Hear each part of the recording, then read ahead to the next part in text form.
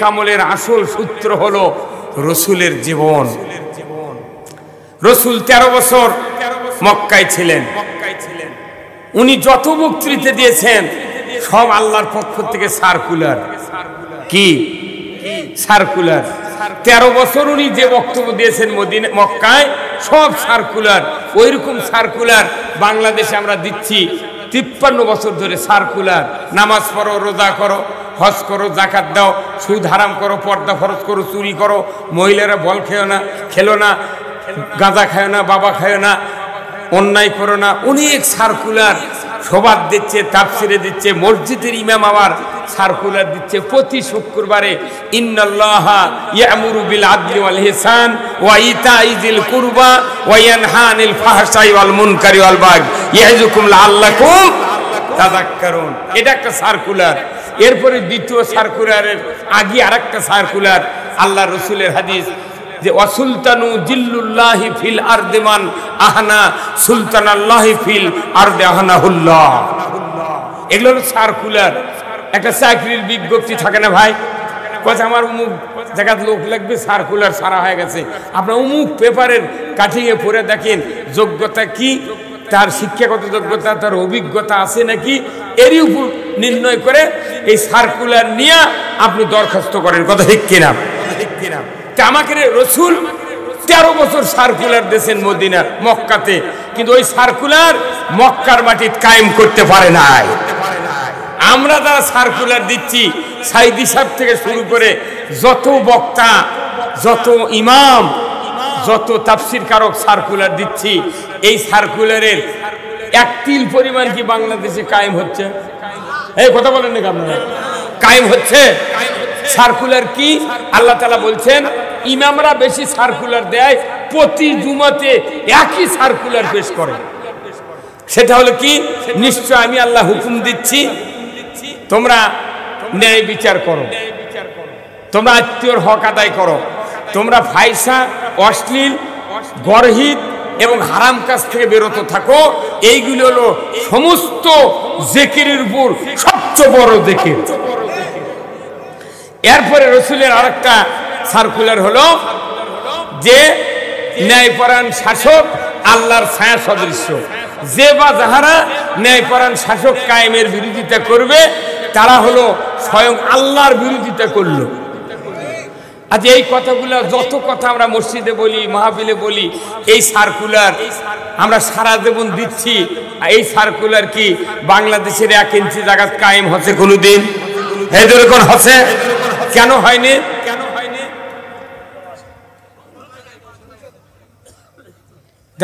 এই কথাটা ইমামকে বলা উচিত ছিল, কিন্তু বলেনি। কেন কায়েম হলো না সার্কুলার? ইমামদের হাতে, বক্তাদের হাতে ক্ষমতা নেই। কথা বলে কি নাই? ক্ষমতা নেই। কি ক্ষমতা? রাষ্ট্র ক্ষমতা। রসুল নবী হয়েছেন 40-এ, 13 বছর মক্কায় থাকলেন। ওখানে মক্কার ঘরের ভেতরে, কাবার ভেতরে 360টা দেবতা, চতুর্দিকে দেবতা, মাথাপে দেবতা, ছাপা মারোয়ার দেবতা। উনি মক্কাতে 40 বছরে নবুয়ত পেলেন। 12 বছর বয়সে নবুয়তের মেরাজে গেলেন। 1 বছর মক্কাতে নামাজ পড়লেন। কাবার ভেতরে মূর্তি আছে, কথা ঠিক কিনা? 7 বছর মদিনাত নামাজ পড়েছেন, কাবার দিকে, হ্যাঁ ওখানে মূর্তি আছে। মূর্তি থাকলো, অন্যায় থাকলো, তারপরে রসুল মক্কাতে মূর্তি সরাতে পারলেন না। কারণ কি?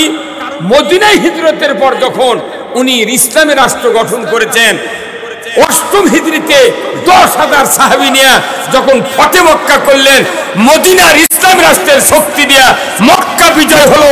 360টা দেবতা নিমিষের ভেতর দূর করে মক্কাতে ইসলামের পতাকা উড়ালেন। ক্ষমতা দরকার আছে না নাই? তা আমাকে বক্তাকে ক্ষমতা নেই, ইমামের কোনো ক্ষমতা নাই, খালি সার্কুলার দেওয়ার ক্ষমতা আছে। মিশে মিশে সার্কুলার, কথা কন না কেন? তাহলে এই কথাটা তো মসজিদে মুসল্লি বুঝার লাগবে। যে লোক তাহাজ্জুদ করলো, উমরা করলো, এতেকাফ করলো, রোজা করলো, ধর্মের সব কাজ করলো, কিন্তু মসজিদের থেকে বাইরে হয় না, কোরআনের রাষ্ট্র কায়েমের বিরোধিতা করলো, সে যেন স্বয়ং আল্লাহর বিরোধিতা করলো। রসুল বলছেন এই কথা যদি ইমাম বুঝাতো তাহলে জামাত ইসলামের এত চেষ্টা করা লাগতো। কিন্তু আসল কথা মসজিদ হয় না, মসজিদের ইমাম ভয়ে ওই কথা কবারই পারে না। কথা কোন না, ইমাম চাউল চাবায়, ইমাম চাউল চাবাচ্ছে, করছে না এতটুকু কথা কোয়া দেবে, ওগুলো জামাত খুশি ওরা কো, তাহলে আমরা জেল খেটে মরবো আর ওরা গোল্লা খায় মরবি।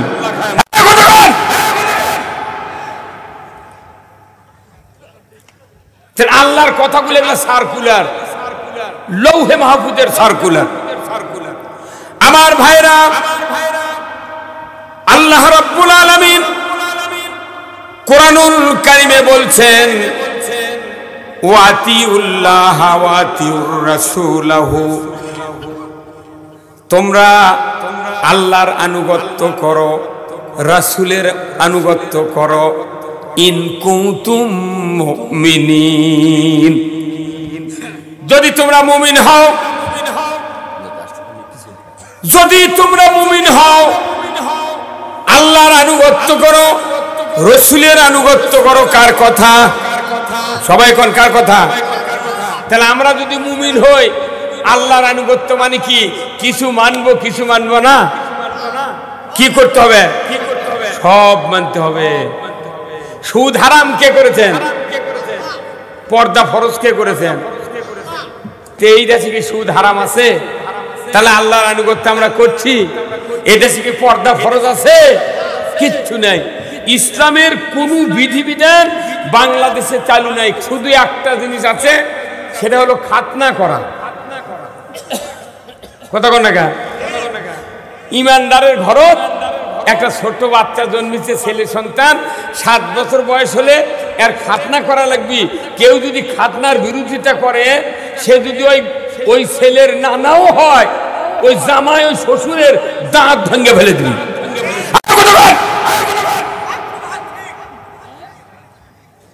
তুমি তুমি আমার শ্বশুর, খাতনা করা এটা আল্লাহর বিধান, তে তুমি খাতনা করার বিরুদ্ধে কেন দাঁড়ালে? আব্বা তোমাক তো বাড়ির থেকে বার করে দিব, তোমাক চর মেরে ঘুষি মেরে ঠান্ডা করে দেব। শ্বশুর হলেও, বাবা হলেও, মা হলেও আল্লাহর শরীয়তের বিরোধিতা করলে তার উপর শাস্তি অবধারিত। কথা ঠিক কিনা? এই খাতনা যার হয়নি, সে যদি ইমানদারি ঘরের সন্তান হয়, সে যদি মেডিকেল ডাক্তার হয়, সে যদি 1 লাখ টাকার বেতন পায়, বাপের যদি 100 বিঘা জমি থাকে, যদি 100 কোটি টাকা ব্যাংকে থাকে, সেই রকম সুরত হয়, যোগ্যতা হয়, এই লোকটা যদি বিয়ে করবার যায় মেডিকেল একটা অফিসার কন্যার সাথে, কেউ যদি জানে ঘুণাক করে যে ডাক্তারের সব ভালো, কিন্তু খাতনা কি করেনি, ফকিন্নির বিটিও বিয়ে বসবে না। কয় আইন মানেনি, খালি একটা আইন মানেনি, খাতনা করেনি, তার দাড়ি টুপি জুব্বা নামাজ সব আছে। এটা হচ্ছে আল্লাহর আনুগত্য। আবার ওযুর কয় ফরজ?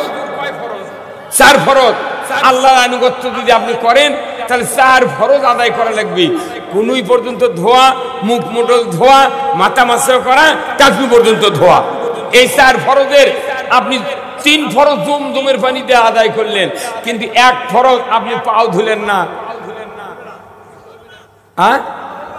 মদিনার রিয়াজুল জান্নাত নামাজ পড়লে কবুল হবে? তাহলে এগুলো হচ্ছে আইনের আনুগত্য করা।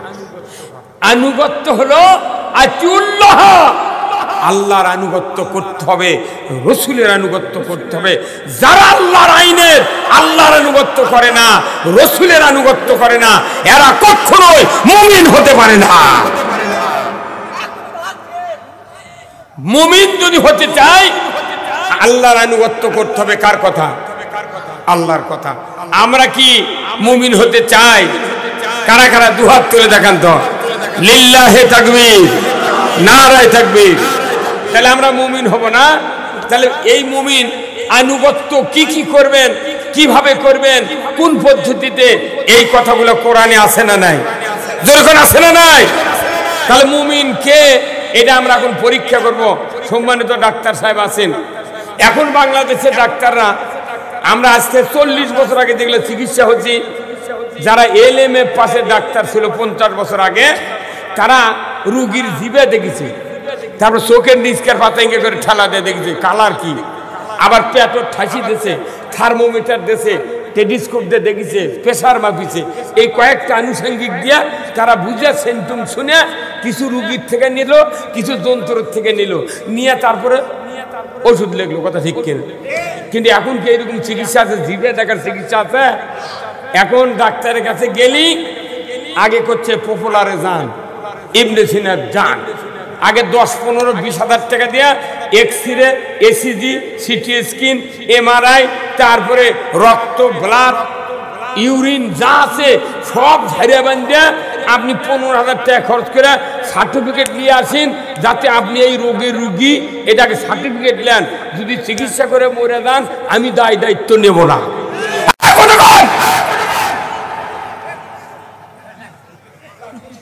কতক্ষণ আসল কথা কোন এটাই। এখন এইগুলি চিকিৎসার সব রিপোর্ট টেপোর্ট নিয়ে ডাক্তারের কাছে হাজির, আবার ওই রিপোর্ট দেখিছে MBBS ডাক্তার, আবার রুগী যাচ্ছে কার কাছে?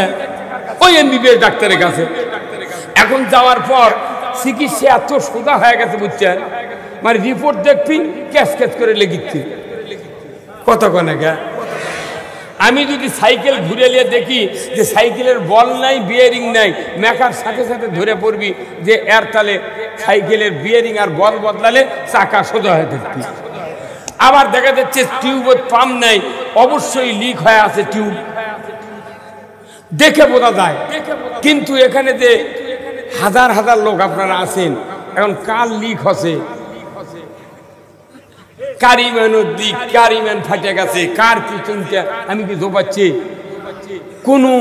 কোনো পরীক্ষার যন্ত্র নাই। তাহলে ডাক্তারকে চিকিৎসা করার সোজা, আর বক্তারা ওনারা হলেন বডির ডাক্তার আর আমরা হলাম ইমানের ডাক্তার। হ্যাঁ, বডির ডাক্তারের জন্য কত সুবিধা, পরীক্ষা নিরীক্ষা করে রিপোর্ট দিচ্ছে, খালি মোবাইলের গান শুনিচ্ছে আর ওষুধ লেগিচ্ছে। কতক্ষণ টাকা? হাজার হাজার ডাক্তার আছে বাংলাদেশে, তারা মোবাইলে গান শোনে আর ওষুধ লেগে। কত সুবিধা চিকিৎসা করা। আর আপনার এখানে হাজারো মায়ের সন্তান আছেন, কার কি সমস্যা? একটা লোক, আমার এই 46 বছরের বক্তৃতার জীবনে 46 বছর ইমামতি করতেছি, কোনো একটা মুক্তাদি মসজিদের দায়রা করলে না, হুজুর আমার বউ পর্দার থাকে না, বড় বেটা নামাজ পড়ে না, মাঝলা বেটা কিস্তির থেকে লিয়ে টাকা লিয়ে ভ্যান কিনেছে। কেউ কয় না, জুম্মার যাই তাই মনে করে পীর সাহেব। কথা কয়, এতগুলো মানুষের মধ্যে বক্তৃতা করি, একটা লোক কোনোদিন উঠে হলো না যে আমার বাড়ির 12 জন মানুষ, তার 13 জনই বেনামাজি। কেউ কথা, কেউ কয় না। তাহলে আপনি কোনো রোগের কথা কইলেন না, কি কথা ঠিক কিনা? কিন্তু আমার এই ভাইয়ের কাছে যখন চিকিৎসার জন্য যাবেন, তখন দেখবেন ডাক্তার প্রেসার টেসার মাপে বলে, হ্যাঁ ভাই আপনার কি সমস্যা? তখন বলিচ্ছে আমার মাথার ব্যথা, বুকত চিনচিন করে জ্বলে, আমার রাত্রে ঘুম হয় না, পায়খানা কষা, আবার সকালবেলা উঠলে গাও থরথর করে। কথা ঠিক কিনা? 9টা ব্যারামের কথা কছেন, তারপরে পরীক্ষা নিরীক্ষা করে এখন রিপোর্ট আসছে, আপনাকে আবার ডাকিছে রুগী, আসেন রিপোর্টের সাথে আপনার কথার সাথে দেখি আপনার এই রিপোর্টটা কি বলে। তখন আপনি মনে মনে করছেন, ও হো আমার যে ঘুম হয় না, এই কথা তো কইনি, উনি আর একটা যোগ করেছে। কথা ঠিক কিনা? মানে যত রোগ আছে সব ডাক্তারের কাছে কয়। সমাজে এমন একটা আল্লাহর বান্দা পেলাম না যে ওর বাড়ি, ওর ব্যক্তিগতভাবে, ওর ফ্যামিলিগতভাবে কতগুলো সমস্যা আছে, কতগুলো রোগ আছে, ধর্মীয় রোগ, একটা লোক কোনোদিন কাউকে কয় না। নামাজ সারা জীবন পড়ে না, তাহলে দেখে মনে করে বেশ তো গেছি। কথা কয় গেছি। আচ্ছা, ওর ওই যাওয়ার চিন্তা কি ঠিক? বেশ তো যেতে গেলে কার হুকুম মানা লাগবে? সেই হুকুম কি মানবেন? মানবেন? তাহলে মুমিন কে?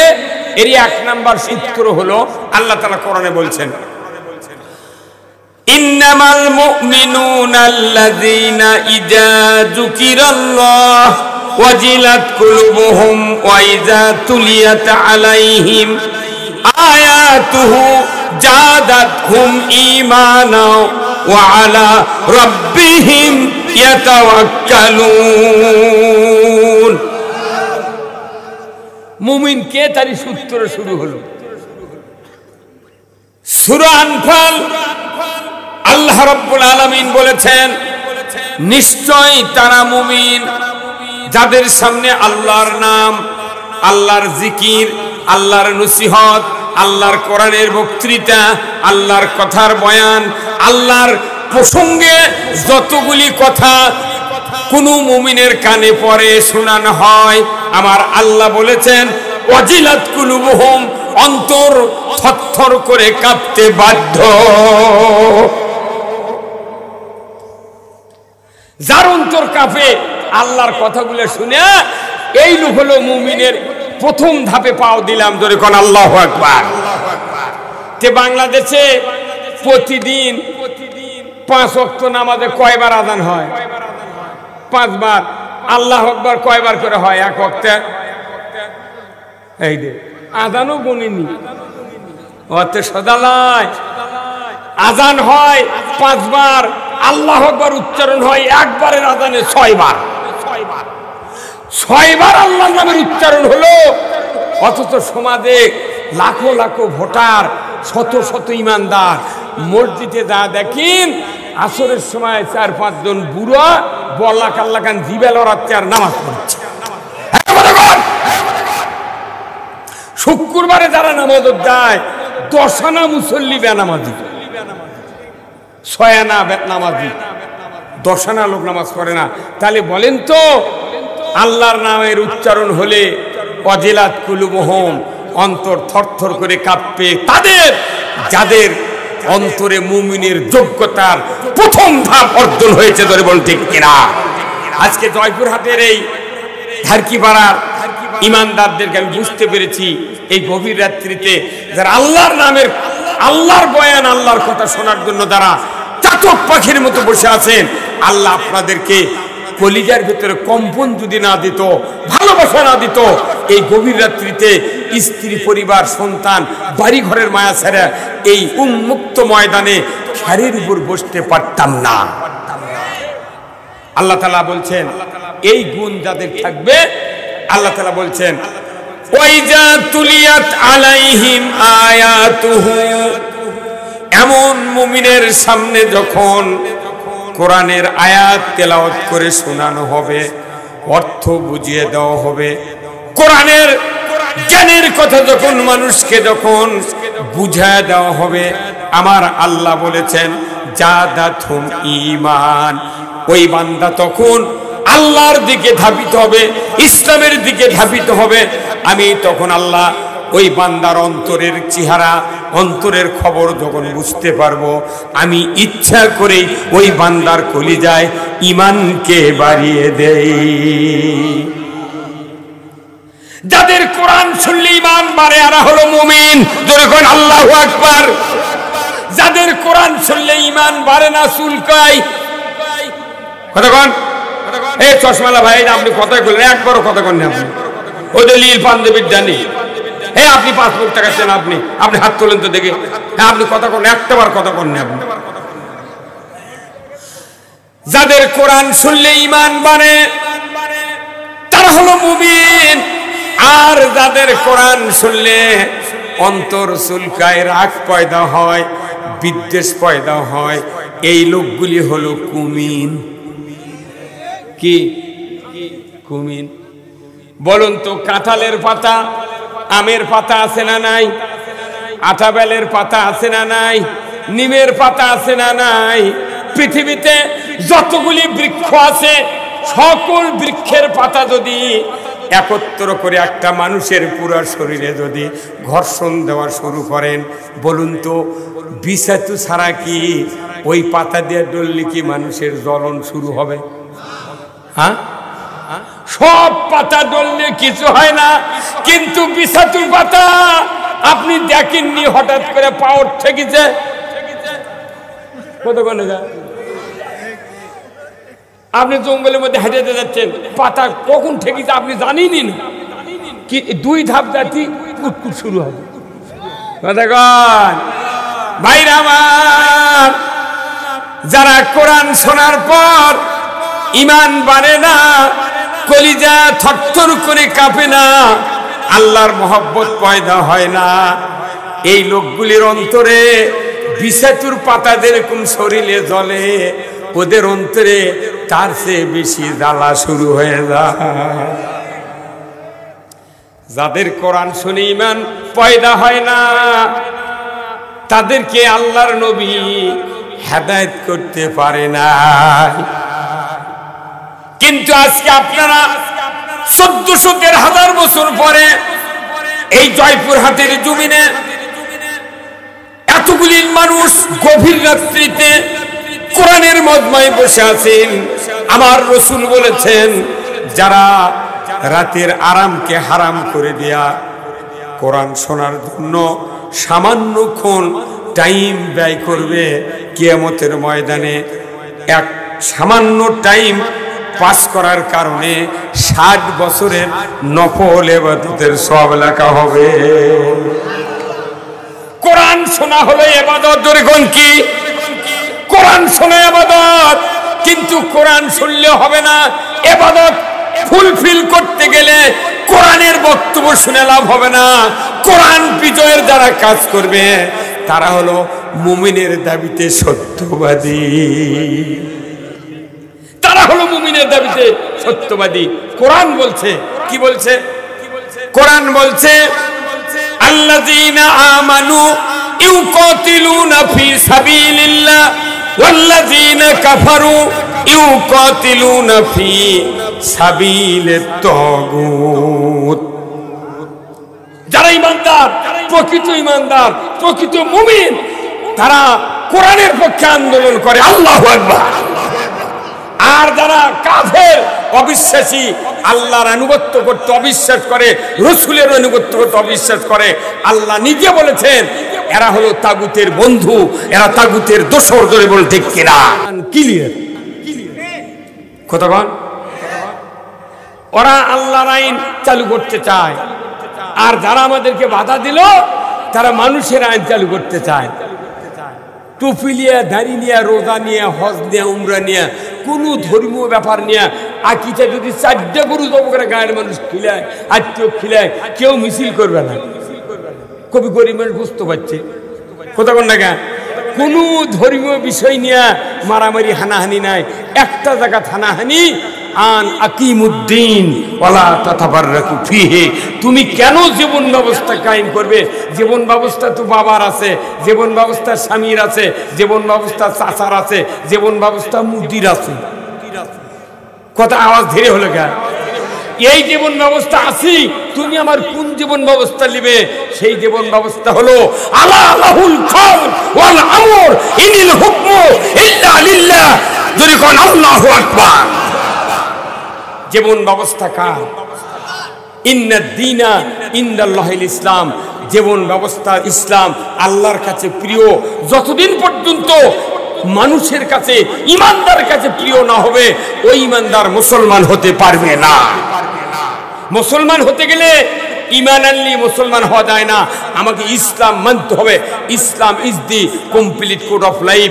মানবতার জন্য ইসলামী জীবন ব্যবস্থা, এটা ব্যক্তি, পরিবার, সমাজ, রাষ্ট্র, অফিস, আদালত, কোর্ট কাছারি, অর্থনীতি, সমাজনীতি, জীবনের সকল ক্ষেত্রে যে আইন আল্লাহ দিয়েছেন তার নাম হলো ইসলাম, তার নাম হলো জীবন ব্যবস্থা।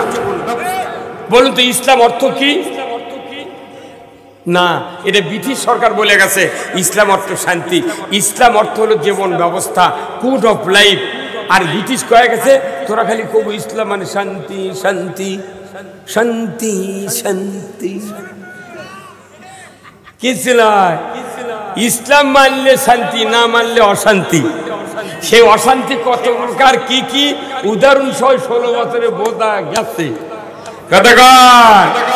এই বোঝার পর আবার যদি ইসলাম পরিত্যাগ করেন, বাংলাদেশের আজ হোক কাল হোক, টুডে অর টুমরো, বাংলাদেশের ইমানদাররা যদি যে দলই করুক, যে গ্রুপই করুক, ইসলামের দিকে যদি এগিয়ে যাওয়া না যায়, আগামী দিনে এমন পরিবেশ তৈরি হবে কাউরো পিঠের চামড়া থাকবে না। অনুরোধ করছি, ইসলাম হলো জীবন ব্যবস্থা। যে জীবন ব্যবস্থায় সুদ হারাম হবি, পর্দা ফরজ হবি, চুরি বন্ধ হবি, জানা বন্ধ হবি, ঘুষ বন্ধ হবি, দুর্নীতি বন্ধ হবি, বেপর্দা বন্ধ হবি, এইগুলি কি চান না আপনারা?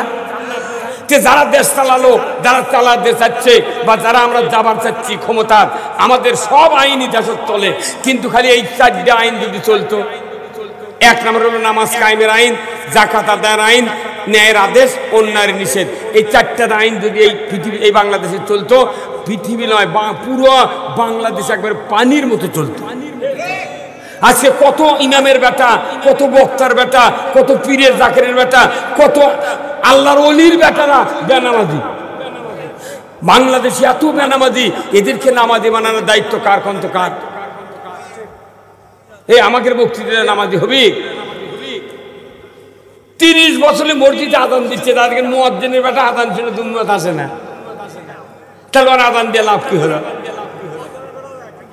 তার মানে বক্তৃতা দিয়ে আযান দিয়ে নামাজ কায়েম হবে না। নামাজ কায়েম ওই আযান দিল, মুয়াজ্জিন সার্কুলার মারলো, এসো কল্যাণের দিকে, এসো নামাজের দিকে, আল্লাহু আকবার, যে আল্লাহ বড়, এই ঘোষণা দিয়ে হাইয়া আলাস সালাহ হাইয়া আলাল ফালাহ বললো। কিন্তু এটা সার্কুলার হলো। সরকার যদি নামাজ কায়েম করে, আল্লাযীনা ইম্মাক্কান্নাহুম ফিল আরদ আকামুস সালাতা ওয়া আতাউয যাকাতা ওয়া আমারু বিল মারুফ ওয়া নাহাউ আনিল মুনকার ওয়া লিল্লাহি আকিবাতুল উমুর। জোরে কন্না মারহাবা। সূরা আল হজ 41 নম্বর আয়াত। আমার আল্লাহ বলেছেন, মুসলমান ইমানদার যদি তুমি কোন ভূখণ্ডের শাসনভার হাতে পাও, প্রধানমন্ত্রী হও, সরকার হও, প্রেসিডেন্ট হও, ক্ষমতায় দাও, আমার আল্লাহ বলেছেন 4টি দফা চালু করবা।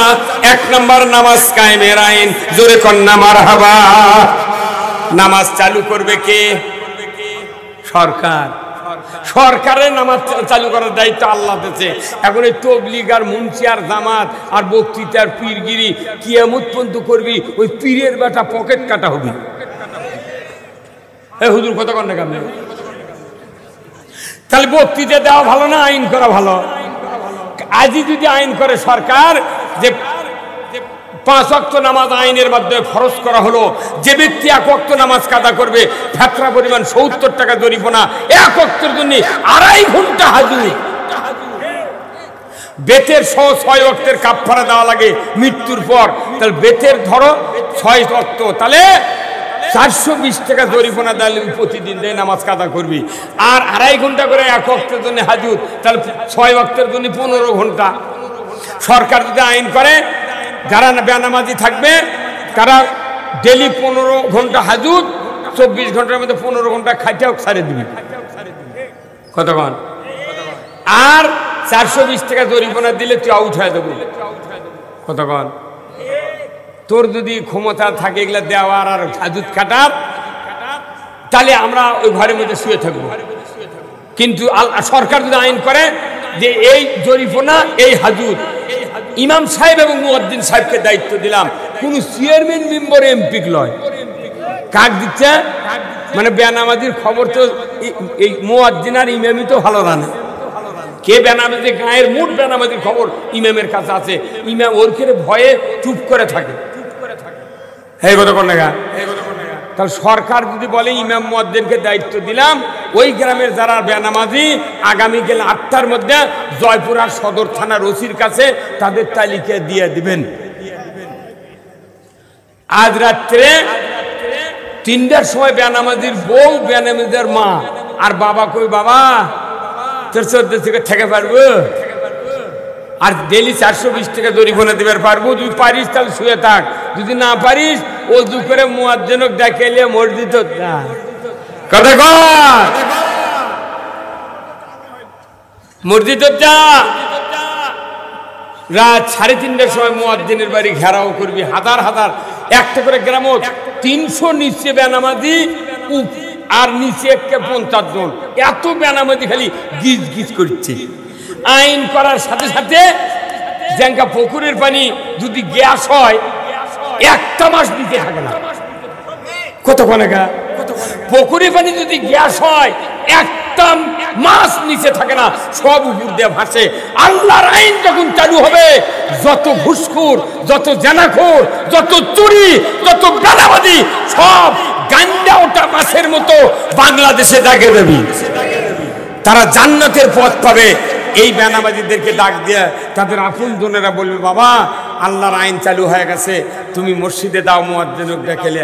3টার সময় মুয়াজ্জিনের বাড়ি দেখতে, মুয়াজ্জিন 50-60 জন একবারে ডাক দিলে হবে না। এখন করছে কেবারে কি ব্যাপার, কোথায় আযান দিবেন না?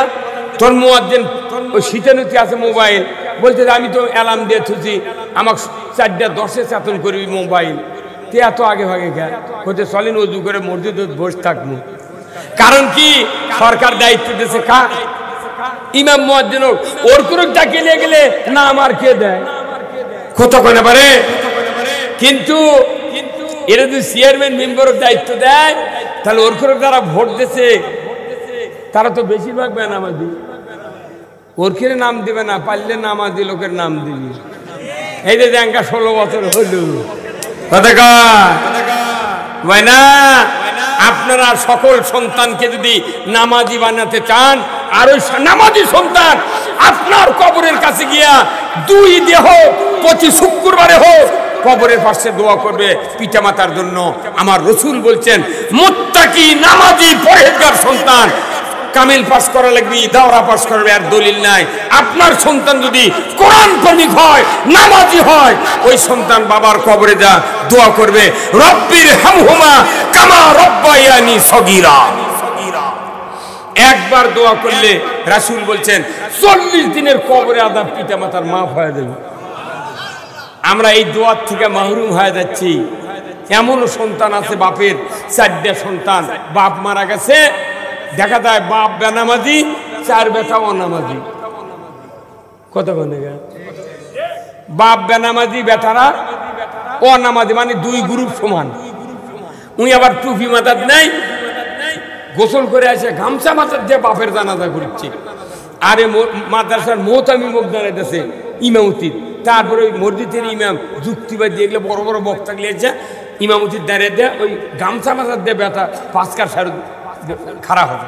আর মনে মনে 4 ভাই করছে, যে মর্দক দাঁড়িয়ে দিছি আমার বাপ জান্নাতে গেছে।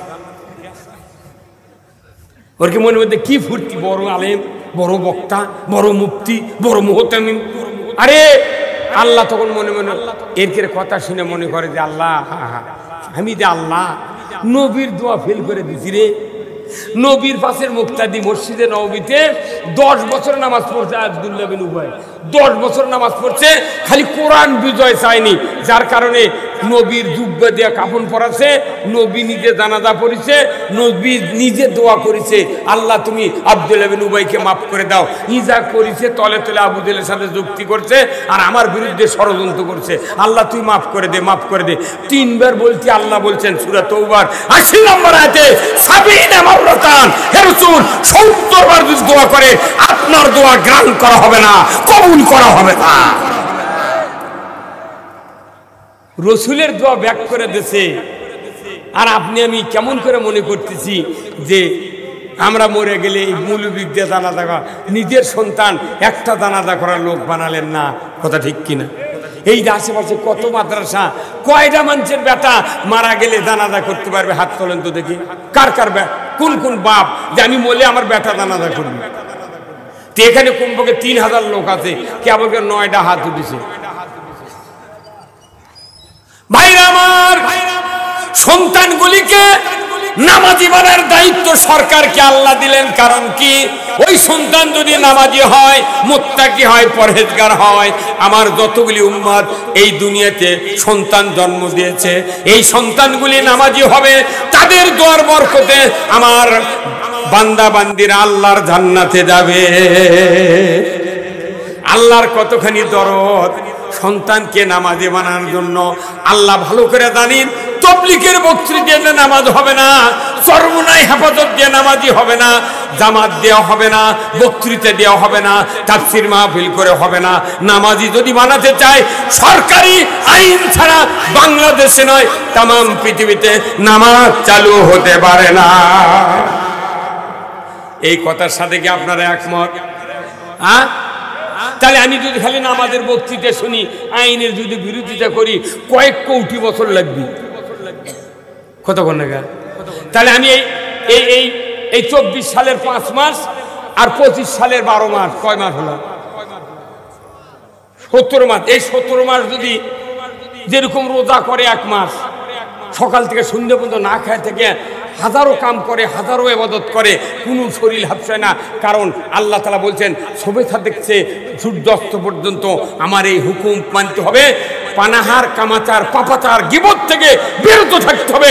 আমার রসুল বলছেন যে তোমরা যদি এইভাবে রোজা করতে পারো তাহলে আমি রসুল বলে দিচ্ছি তোমাদের অতীত জীবনের সব গুনাহ। তাহলে রোজা করলে সব গুনাহ মাফ। কিন্তু কোরআন শরীফের কোনো আয়াত নাই। কোরআন শরীফের একটা কথা আছে যে কেউ যদি ইসলাম বিজয়ের জন্য, নামাজ কায়েমের জন্য, সুদ হারামের জন্য, পর্দা ফরজের জন্য যদি ইসলাম বিজয় করার চেষ্টা করে, আমি আল্লাহ বলে দিচ্ছি তোমাদের অতীত জীবনের সব গুনাহ মাফ করে দেবো। যখন আল্লাহু আকবার। তাহলে আমাদের এখন সুযোগ এসে গেছে এই 17 মাস এই কাজটা করে 18 মাসের সময় যখন নির্বাচন হবি ওই সময় না কাম করে খালি এই ইসলাম চালু করা যায় না? এই যেরকম যায় না? যাই গত বছর 3 বিঘা আলু লাগাচ্ছেন তাই 2 বিঘা লাগান, যাই 10 বিঘা লাগাচ্ছেন তাই 8 বিঘা লাগান। 2 বিঘার কাম কমে দিয়ে এই 2 বিঘা 17 মাস কাজ করে টাকা দিয়ে, পয়সা দিয়ে, আমার শ্রম দিয়ে, মেধা দিয়ে, যোগ্যতা দিয়ে এদেশের মাটিতে যারা ইসলামের প্রচার এবং ইসলাম কায়েমের আন্দোলন করবে, আল্লাহর ইজ্জতের কসম টুটি টুমরো বাংলাদেশে ইসলাম কায়েম হবে ইনশাআল্লাহ। কারা কারা বাংলাদেশে ইসলাম বিজয় দেখতে চান দুহাত তুলে আল্লাহকে দেখান।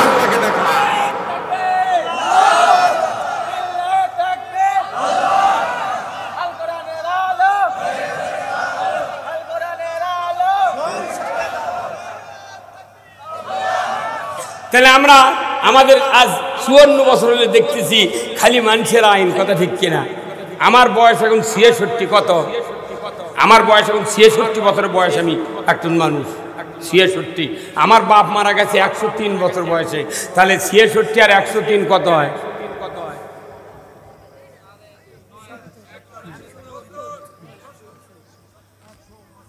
66 সাথে 3 69, 169 বছর। আর আমার দাদা মারা গেছে 106 বছরে। তাহলে কত হলো? 275 বছর। 275 বছর আমার পরিবারে আমি দেখতেছি আমার দাদা মূল্য, বাপ মূল্য, আমার 66। এই 275 বছর হলে এই ভারতবর্ষের 1 ইঞ্চি মাটির ইসলাম বিজয় দেখতে পাই নাই। কথা ঠিক কিনা? তাহলে 275 মানে কি? 3 পুরুষ জন্মে আবার মরে গেছে। কত গনে গায়? দাদা দেখে পারেনি। দাদা, আমার দাদা বিয়ে করছে, দলিলত লেখা আছে সিঁড়ি, আর টুপি ছিল লাল উঁচা টুপি টিকিয়ালা। আমার বাপ বক্তা, আমার সাথে, আমিও বাপের সাথে বক্তৃতা করছি।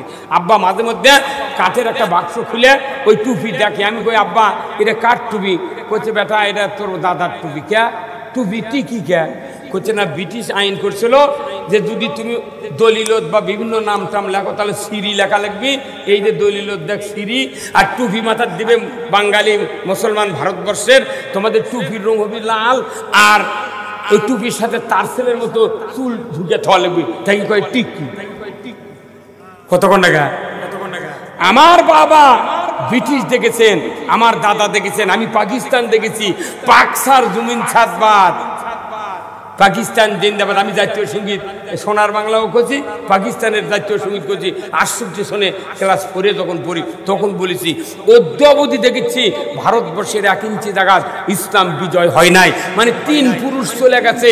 এখন এই যে 4র্থ পুরুষের ব্যাপারে আমরা দেখতেছি ইসলামের কথা যখন আমরা বলছি, আমাদেরকে বলা হচ্ছে তোমরা কার ইসলাম চালু করতে চাও? কথা ঠিক কিনা? আমরা আল্লাহর দেওয়া ইসলাম চালু করতে চাই, যে ইসলামে আছে চোর চুরি করলে হাত কাটো। কার কথা? ওয়াসারিকু ওয়াসারিকাতু ফাক্তাউ আইদিয়াহুমা, চোর আর চুন্নি যদি ধরা পড়ে 5টা গ্যারান্টির পর হাতটা কেটে দাও। একটা চোরের হাত বাইতুল মুকাররমের উত্তর গেটে কেটে দেওয়ার দৃশ্য ডিসেল লাইনে বিটিভি, এনটিভি, সিটিভি 21, 71, 75 চ্যানেলে যদি দেখানো হতো, আল্লাহর ইজ্জতের কসম এ দেশের মাটিতে হুন্ডা চুরি, গরু চুরি দূরের কথা, মসজিদে একজোড়া স্যান্ডেল চুরি হতো না। তার চোরের আইন কায়েম হলো, চুরি হলো না, এটাই সোজা না সারা জীবনে চোর জেলত পালা সোজা? এই বাংলাদেশে যতগুলো আসামি আছে জেলখানার, এর করে ভাতের টাকা যদি ইউরিয়া সার ভর্তুকি দিল সরকার, 20 টাকা বস্তা বানানি আমরা। আপনি যদি আল্লাহর আইন না চান, আপনি যদি আল্লাহর আইন না চান, তাহলে ভোট যদি না দেন, আল্লাহর আইন কি এমনি চালু হবি? ওরা আবার এই আল্লাহর আইন চালু হবি এই ভয়ে ভোটের দরজা বন্ধ করে দিয়া দিনের ভোট রাত মারছে। কথা কোনে খেরা ওরা জানে নির্বিঘ্নে সুস্থ ভোট যদি দিই আমরা ভোটই পাবো না, জামানত কারু ফেরত আসবে না। সেই জন্য কায়দা করে এগুলো করি রে পাগল, আপনি বুঝতে পারছেন না। আর আমাকে মনসিরা করেছি কি, যারা না আল্লাহ আইন চায় তারা আবার টাকা খাওয়া ওরকুক আবার ভোট দিচ্ছে।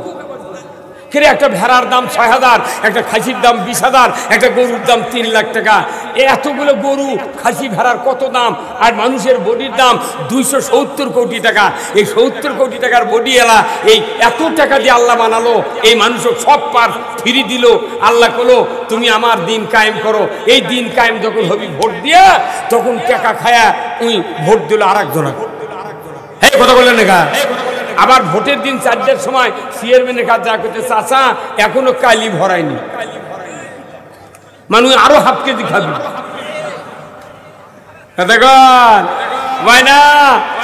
মনে করছেন ভোট পেতে বাজে কাম।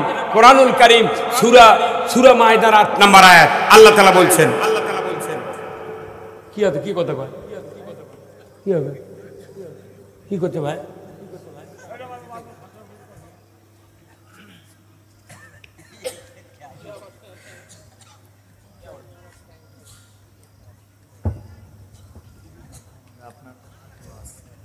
ওরা প্রচার করবেন না কথার মধ্যে, পরে হয়েছে দাঁড়িয়ে বেলা ভোট যদি দেয় তাহলে হবে। কি কথা ঠিক কিনা? আল্লাহ কোরআনে বলছেন সূরা মায়দার 8 নম্বর আয়াত, ইয়া আইয়ুহাল্লাযীনা আমানু কুনু কাওয়ামিনা লিল্লাহি শুহাদা বিল কিসত ওয়ালা ইয়াজরিমান্নাকুম শানানু কওমিন আলা আল্লাহ তা'দিলু ইদিলু হুয়া আকরাবু লিত-তাকওয়া আত্তাকুল্লাহ ইন্নাল্লাহা খাবীরুম বিমা তা'মালুন আল্লাযীনা আমানু ওয়া আমিলুস সলিহাতি লাহুম দারাজাতুন ইনদাল্লাহ। আমার আল্লাহ বলেছেন, ও পৃথিবীর ঈমানদাররা, তোমরা ন্যায়ের সহিত সাক্ষ্য প্রদানকারী হও, তোমরা ন্যায় বিচার করো। কোন বিশেষ সম্প্রদায়ের শত্রুতা যেন তোমাদেরকে ন্যায় প্রতিষ্ঠিত করতে যেন বিরত না রাখে। এই দিলু ন্যায় প্রতিষ্ঠিত করো, হুয়া আকরাবুলের তাকওয়া, সবচেয়ে বেশি আল্লাহকে তারাই ভয় করে যারা পৃথিবীর জমিনে আল্লাহর ন্যায় আইন বিজয় করে। বদরে কোন মারহাবা। আল্লাহর দিন যারা ভালোবাসে, আল্লাহর দিন যারা কায়েমের চেষ্টা করে, এরাই আল্লাহকে বেশি ভয় করে। জোরে করে আল্লাহু আকবার। রাসূলের একজন সাহাবী হযরত হানজালা রাদিয়াল্লাহু তাআলা আনহু, উহুদের ময়দানের যুদ্ধের জন্য রাসূল 1000 সাহাবীকে আমন্ত্রণ দিলেন। 999 জন সাহাবী রসুলের সামনে হাজির। হঠাৎ করে একজন যুবক এসে রসুলের সামনে সালাম দিলেন, ইয়া রাসূলুল্লাহ আসসালামু আলাইকা ইয়া হাবিবাল্লাহ, হুজুর আমি যুদ্ধের ময়দানে যেতে চাই। রসুল মা থেকে পা পর্যন্ত উনি দেখলেন, বললেন তোমার নামটা কি বলো? আমার নাম হানজালা। রসুল গো আমি উহুদের ময়দানে যুদ্ধে যেতে চাই। রসুল বললেন তুমি কি বিবাহ করেছ? বলে না। বলে যাও বিবাহ করো। তোমাকে যুদ্ধের ময়দানে যেতে হবে না। রসুলের কথা মাত্র শোনায় উনি চলে গেলেন আনুগত্য করে, বিবাহ করলেন। ওই দিনের ভেতরে রাত্রিতে বাসর সজ্জা উদযাপন করছেন। ভোর রাত্রিতে হাম্মাম খানায় গেলেন গোসল করার জন্য। এদিকে মদিনার অলিতে গলিতে কে যেন ঝান্ডারা দেয়, কুতিলা মুহাম্মদ। কে আসরে মদিনার ঘরে বাইরে ইসলাম পরাজিতর পথে, রসুল শহীদের পথে। ইসলাম যদি পরাজিত হয়ে যায়, মদিনার ছোট্ট ইসলামী রাষ্ট্র ধূলিসাৎ হয়ে যাবে, কাফেরেরা দখল করবে। কে আছো তরবারি নিয়ে যুদ্ধের ময়দানে, উহুদের ময়দানে হাজির হয়ে ইসলাম বিজয়ের কাতারে দাঁড়িয়ে যায়। ঝান্ডারা কানে পড়ে গেল। রাসূলের কলিজার টুকরা সাহাবী হযরত হানজালা রাদিয়াল্লাহু তাআলা আনহু, যুবক মানুষ, সবেমাত্র বিবাহ করে বাসর সজ্জা উদযাপন করে হাম্মাম খানায় গিয়েছেন গোসল করার জন্য। কোন মানুষের কানে নবীর আহ্বান পৌঁছে দিলেন আল্লাহ। ওই ব্যক্তিটা স্ত্রীকে বললেন, ওগো পানের স্ত্রী, যুদ্ধের দামামা বেজে গেছে, রসুল শহীদের পথে, আমি আর গোসল করব না, আমাকে তরবারি দাও, যুদ্ধের পোশাক পরিয়ে দাও রে স্ত্রী, আমি যুদ্ধ করব উহুদের ময়দানে গিয়া। ওনার স্ত্রী বললেন, পানের স্বামী, আপনার উপর গোসল ফরজ, গোসল করেন, আমি সহস্তে তরবারি দিব, পোশাক পরিয়ে দিব গো স্বামী, আমি দেরি করব না, বিরক্তি করব না, বাধা দেব না। হযরত হানজালা বললেন, পানের স্ত্রী, গোসল করতে গিয়া আমার নবী যদি শহীদ হয়ে যান, ইসলামী রাষ্ট্র যদি পরাজিত হয়ে যায়, যুদ্ধের ময়দানে যদি সাহাবারা যুদ্ধে যদি পরাজিত হয়ে ফিরে আসেন, একজন সাহাবী জীবিত থাকবে না, মদিনার ইসলামী রাষ্ট্র থাকবে না। ওগো পানের স্ত্রী, গোসল করতে যদি এই কাজগুলি ঘটে যায়, আমি হানজালা, আমাকে কিয়ামতের ময়দানে আসামির কাঠগড়ায় দাঁড়াতে হবে। ভাইরা আমার, আল্লাহর ইজ্জতের কসম, এদেশে যদি ইসলাম কায়েমের এই দলকে যদি বারবার যে সরকার আলো, সেই সরকার যদি বাধা না দিত, এই বাংলাদেশে আজ থেকে 25 বছর আগে ইসলাম বিজয় হয়ে যেত। ওর কি একটাই কাম, খালি বাধা দেওয়া। কি কে বাধা দেয়নি? সব বাধা দিয়েছে, আমরা দেখেছি। তারপরও যত জুলুম নির্যাতন হয়েছে, জুলুম দিয়ে, জেল দিয়ে, হামলা দিয়ে, খুন দিয়ে, ফাঁসি দিয়েও এই দলকে তখন আর বাধা দিতে পারলো না। শেষে এসে 1 তারিখে ব্যান করলো। কি করলো? ব্যান, নিষিদ্ধ। খালি নিষিদ্ধ করার সাথে সাথে আল্লাহ বুঝে পারলো, এই জন্য তারা দেরি করলো। কতক্ষণ যে তুর্কিরাকে শেষ সীমানা না দেখি, যখনই 1 তারিখে ব্যান, 5 তারিখ দেড়টার সময় করতে চলে যান।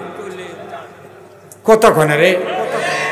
এ ভাই, কত করলেন না? আপনি এখনই বগলের তেলে, হ্যাঁ কাম বাদনি, আমাদেরকে খাওয়া যাবে না, অনাহারে থেকে কাজ করতে হবে। সাহাবারা বাসর রাত্রিতে গোসল না করে যুদ্ধে যাওয়ার জন্য তরবারি, গায়ের পোশাক চেয়েছেন স্ত্রীর কাছে।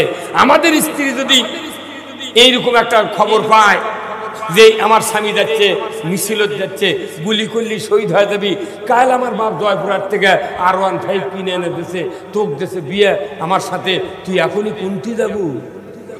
খাজুরে গার সাথে বান্ধে তুমি কতক্ষণ? ময়না কুন্ডি যাচ্ছি তুই, তোকে আমি দেখনই না। হ্যাঁ, আর তারা নির্বিঘ্নে তারা চলে যান। স্বামীর আহ্বান শোনা মাত্রই হযরত হানজালার স্ত্রী যুদ্ধের পোশাক পরিয়ে দিয়েছেন। দুইজন আল্লাহু আকবার। তরবারি হাতে দিয়ে বলছেন, স্বামী, ও স্বামী, আপনি যান, যে মানুষের কথা বলেছেন ওই মানুষটা যদি মদিনায় ইসলামী রাষ্ট্র কায়েম না করত, আমি নারী জীবিত থাকতে পারতাম না। রসুল যখন 13 বছর মক্কায় ছিলেন, ওই সময় শিশু নারী জীবিত কবর দেওয়া হয়েছে, কথা ঠিক কিনা? ও স্বামী চলে যান, আর দেরি করেন না, চলে যান। যুদ্ধের ময়দানে নবীর তাবুর সাথে দেখা না করে হযরত হানজালা সদর্পে যুদ্ধের ময়দানে নেমে গেলেন। যুদ্ধ করতে করতে এক পর্যায়ে উনি শাহাদত বরণ করলেন। মদিনায় খবর চলে গেল, ওগো হানজালার স্ত্রী, তোমার স্বামী শাহাদত বরণ করেছেন, আমরা খবর পেয়েছি, তোমাকে খবর দিতে এসেছি। ওনার স্ত্রী চিন্তা করলেন, সর্বনাশ, আমার স্বামীর উপর গোসল ফরজ ছিল, ফজরের নামাজ পড়ে নাই, এই স্বামী শহীদ হয়েছেন, যদি তাকে এই অবস্থায় মাথুন করে তার শরীর নাপাক হবে, কিয়ামতের ময়দানে শাস্তির মুখোমুখি হয়ে যাবে আমার স্বামী। উনি মুহূর্তকাল দেরি না করে পাগল বেশি চলে গেলেন উহুদের ময়দানে রসুলের দরবারে। জোরে কন্যা মারহাবা। আল্লাহর নবীর সামনে গিয়ে বললেন, ইয়া রাসূলুল্লাহ, ইয়া হাবিবাল্লাহ, হুজুর, আমার স্বামী হযরত হানজালা আপনার হুকুম নিয়ে আমাকে বিবাহ করেছেন, আজকে রাত্রিতে বাসর সদ্য উদযাপন করেছেন, ভোর রাতে গোসলের ময়দানে গিয়া হাম্মামখানায় গিয়ে আপনার আহ্বান যখন শুনেছে, আমি শিকল দিয়া স্বামীকে বেঁধে রাখতে পারি না। ইয়া রাসূলুল্লাহ, আমি জানি শহীদ যারা হয় রক্তাক্ত অবস্থায় মাথুন করেন। ইয়া রাসূলুল্লাহ, আমি আপনাকে খবর দিতে এসেছি, আমার স্বামীর উপর গোসল ফরজ ছিল, আমার স্বামী গোসল করে নাই, ফজরের নামাজ পড়ে নাই। হুজুর গো, আমাকে দিয়ে দেন, স্বামীর লাশটা গোসল করায় দেব, আপনি তারপরে মাথুন করবেন, দাফন করবেন, আমার আপত্তি না। রসুল বললেন, ওগো হানজালার স্ত্রী, আমার সাথে তো দেখা হয় নাই, তুমি কেমন করে বলছো? বলে, ইয়া রাসূলুল্লাহ, আল্লাহি, আল্লাহর কসম, আমি কসম করে বলছি, আমার স্বামীকে তরবারি দিয়েছে, আমি যুদ্ধের পোশাক পরিয়ে দিয়েছি। হুজুর গো, আমার স্বামী শহীদ হয়েছেন, একটু খুঁজে দেখেন না কোথায় আমার স্বামীর লাশটা পড়ে আছে। জোরে কন্যা মারহাবা। আল্লাহর নবী বললেন, ও আবু বকর, উমর, উসমান, আলী রে, তোমরা একটু দেখো না উহুদের ময়দানে কতজন সাহাবী শাহাদত বরণ করে আছেন।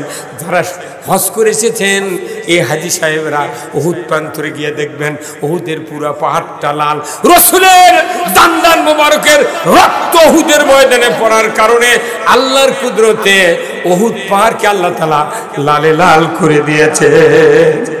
সারা পৃথিবীতে যত মানুষ হজ করতে আসবে দেখতে পাবে যে ময়দানে রসুলের দাঁত শহীদ হয়ে রক্ত পড়েছিল, ওই ময়দান লাল লাল দেখলেই রসুলের দাঁতের কথা মনে হবে। জোরে বলেন ঠিক কিনা? ভাইরা আমার, এক নয় দুই নয়, সমস্ত সাহাবীর লাশ রসুলের সামনে কাতার বন্দি করে শুয়ে দিলেন। 70 জনের ভেতরে 69 জনের লাশ আছে, কিন্তু আল্লাহ রসুল দেখছেন। দেখতে দেখতে দেখতে দেখেন একজন সাহাবী যে শহীদ হয়েছেন স্বামীর আহ্বানে স্ত্রী তরবারি দিয়েছেন, পোশাক পরিয়ে দিয়েছেন, ওই স্বামী হানজালার লাশ নাই। রসুল একবার লাশের দিকে তাকালেন, শহীদদের দিকে, আর একবার আরশের দিকে তাকালেন। আল্লাহ বলেন, জিবরাইল, খবর চায় আমার হাবিব, মুহূর্তকাল দেরি করো না, যে হানজালা ফরজ গোসলের 3 ফরজ কাজা করেছে, ফজরের নামাজের 2 ফরজ কাজা করেছে।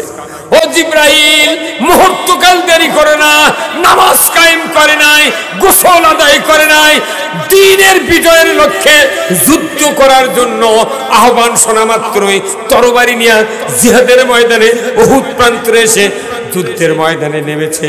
নিজের জীবনে বাজি রেখে জীবনের মায়া করে নাই, শহীদ হয়েছে।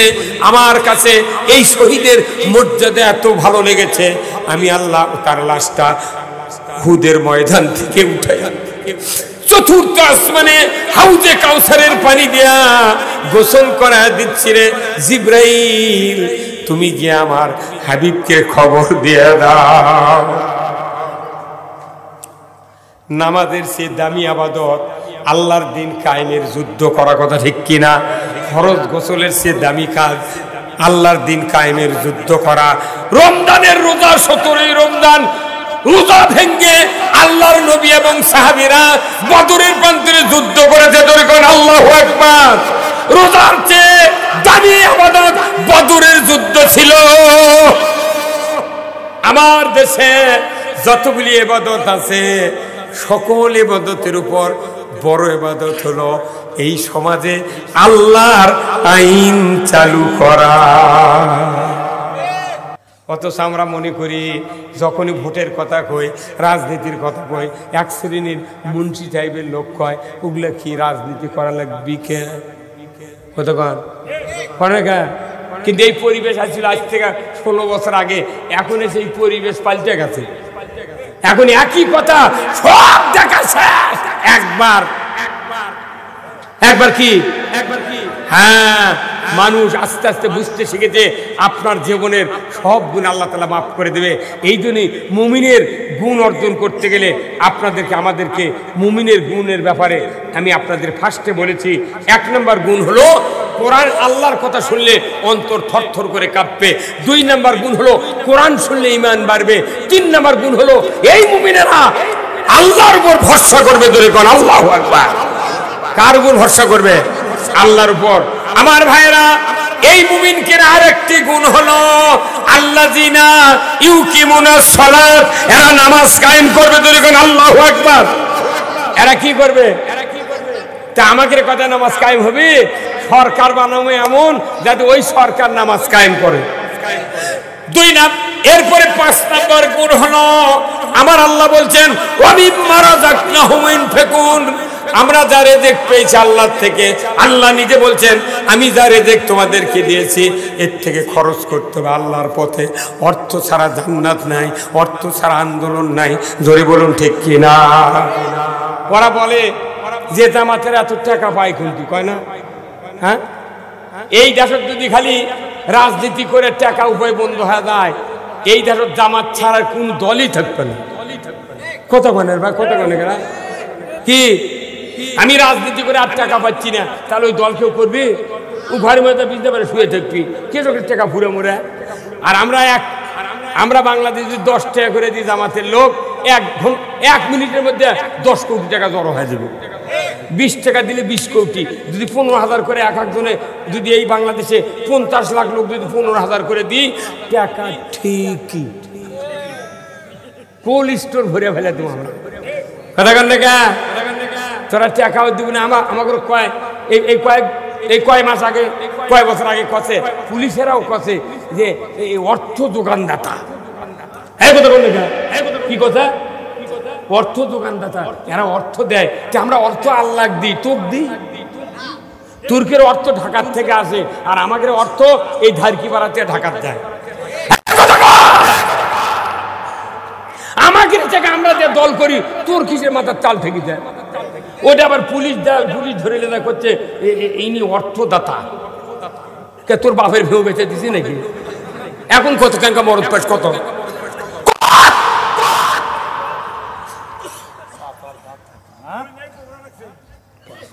আমার টাকা আমি দিচ্ছি ইসলাম কায়েমের জন্য, তোর মাথার চাল ঠেকলো দিচ্ছে।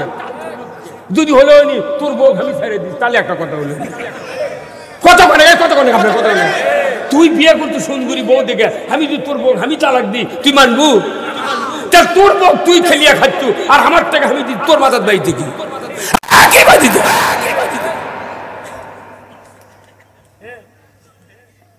এক বিঘা ভেউ বেঁচে দেন, কথা ঠিক কিনা? সবাই 10,000 করে টাকা দিবেন, 4,000 হুন্ডার মিছিল করবেন এই সদর। সবই 10,000 টাকা করে দেবো।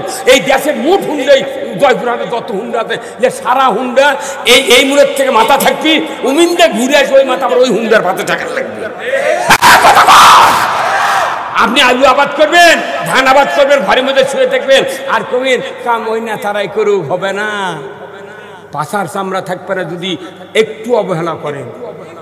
আমার টাকা আমি দেবো, কথা ঠিক কিনা? আপনাদের এখানে যে ধান দেখতেছি, ধানের কালার দেখে আমার কলজে শুকিয়ে গেছে। কি সোনার কালার রে! এবার দেখি এবার ধানত কোনো পোকা কম, ওদের মিয়া মানুষ সরে গেছে, পোকা কম।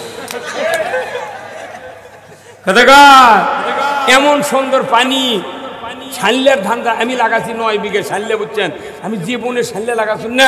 একজন এক বুদ্ধি দিয়ে কইতে, হুজুর আপনি সানলে লাগান, যতদিন বীজ দেওয়া লাগে আমি দেবো।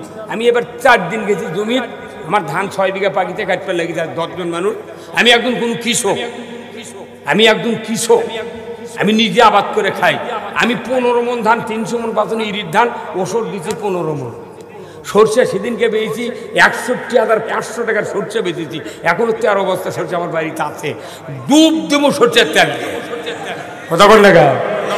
আমার অর্থ আমি জামাতো বাজিছে কে? হ্যাঁ, তোরা দেশের মানুষের টাকা লুট করে নিয়ে যা থুলু, আমরা তো কাউকে কইনি, কথা কর না। এই যে রূপপুর পারমাণবিক কেন্দ্র থেকে 49,500 কোটি টাকা লুট হতো। এই টাকা যদি আলু আর ইউরিয়া সারের ভর্তুকি দিলে হয়নি, ইউরিয়া সারের বস্তা 75 টাকা, আলু লাগতো 3 টাকা কেজি।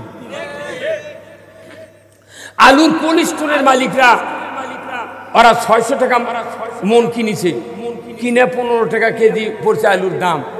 এখন ওরা সেই আলু বেচছে 60 টাকা 50 টাকা। হ্যাঁ, তাহলে এটা কি, এটা উচিত? অর্থ আর উঠে বাড়েনি, আর ভাড়া টাড়া ধরে না 20 টাকা হলো, 73 টাকা দাম। সব জায়গা যারা তরি, যারা পটল কিনিচ্ছে, ওই যারা গাছ লাগাচ্ছে ওটি কিনিচ্ছে 6 টাকা 7 টাকা না 12 টাকা কেজি, নিয়ে এসে 60 টাকা 40 টাকা কেজি বেচিচ্ছে। এই বাংলাদেশে সব সিন্ডিকেট। আপনি দেখেন প্রত্যেক টাউন বন্দরে কি ইজি বাইক, অটো, ভ্যান, রিক্সা নাই ভাই? এত যানবাহন পৃথিবীর কোনো দেশে নাই। কারণ কি জানেন? কোরআন শরীফ পড়ে আমি দেখেছি 5টা মৌলিক চাহিদা সরকারকে দিতে হবে: খাদ্য, বস্ত্র, চিকিৎসা, শিক্ষা, বাসস্থান। এই 5টা গ্যারান্টি সরকার দেবে জনগণ। এখন গরিব মানুষ ভেউ ভাও নাই, আবাদ নাই, ব্যবসা বাণিজ্য নাই, কি দিয়ে হাত বাজার করে চলবো লোক বাঁচায়? ওই জন্য 1 বিঘা জমি কট খেয়ে ওই ইজি বাইক, তারপর চার্জার ভ্যান, তারপরে ইডে উডে কিনে খালি করছে। ডেলি যদি 150 টাকা উপায় হয়, তা 4 দিন পর হাট, 4 দ্বারে কত 600, তাহলে 600 টাকাতে আমার সোল বললে হাট করা যাবে। এই জন্য যা দেখিন সিএনজি চালাচ্ছে, 1 লাইনও 40টা সিএনজি খারাপ আছে, 2 টিপ খালি পায় 5 জন 10 জন। আর টাউনের মধ্যে হাঁটার বুদ্ধি নাই, খালি ইজি। এখন করছে এইগুলাকে এত যানবাহন বাজিছে, আর পুলিশ করছে সুচে দেওয়ারকে টায়ার কানা করে দিই। সরকারের দায়িত্ব এই মানুষগুলির খাওয়া পড়ার গ্যারান্টি দেওয়া। এদের খাওয়া পড়ার গ্যারান্টি না দিয়ে ওই টাকাগুলো ফ্রিজের মধ্যে, আলমারির মধ্যে, চৌকির তলে, খাটের তলে ওই বিশ্ব ব্যাংক জড়ো করে আমার বিদেশ করছে। আমার দেশ গরিব দেশ, গরিব হয় না? এদেশে যদি কোনোদিন ইসলাম ক্ষমতায় দেয়, এত খাটা লাগবে না। সৌদি আরবে যান, 2-4টা হুন্ডো চোখত পরে মাঝে মধ্যে, একটা রিক্সা নেই, ভ্যান নেই, অটো, চার্জার, সিএনজি কিচ্ছু নেই। ওরা খালি ঘুম পারে আর খায়। কারণ কি? সরকার দায়িত্ব নিয়েছে। ইন্দোনেশিয়ার যান, আপনি আফ্রিকার যান, খ্রিস্টান দেশের যান, ওই কুয়েতে যান, কুয়েতে জন্ম নিলেই সরকার দায়িত্ব নেয়, ওদেরকে পালে। আর আমাদের এটি কোনো দায়িত্ব নাই। যাই হাসপাতালে আনা বাড়ির করে খাচ্ছে, ওরই উপর আবার ট্যাক্স আদায় করছে। কে আমার টাকাতে, আমার টাকা বাপের টাকা বাড়ি করেছি, তুই এসে ঘরের খাজনা নেবো? কারণ কে? কারণটা কিরা? খাজনা দিবেন না। আমার 800 টাকা খাজনা নেয়।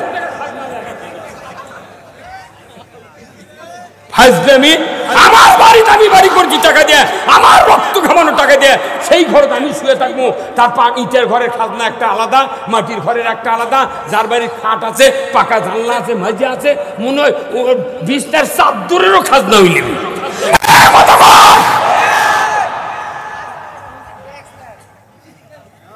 ওই ট্যাক্স হলে ইংরেজি বাংলা খাজনা, জবের মারানে মরদ হতেন আপনি।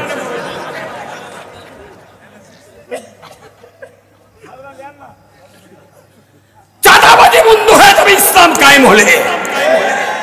এই বর্তমানে যে সমস্ত পুলিশ বাহিনী আছে, প্রায় পুলিশ বাহিনী এই সরকার আইন করছিল, এই পদত্যাগের মানে পলিয়া দেওয়ার হচ্ছে 1.5 বছর আগে।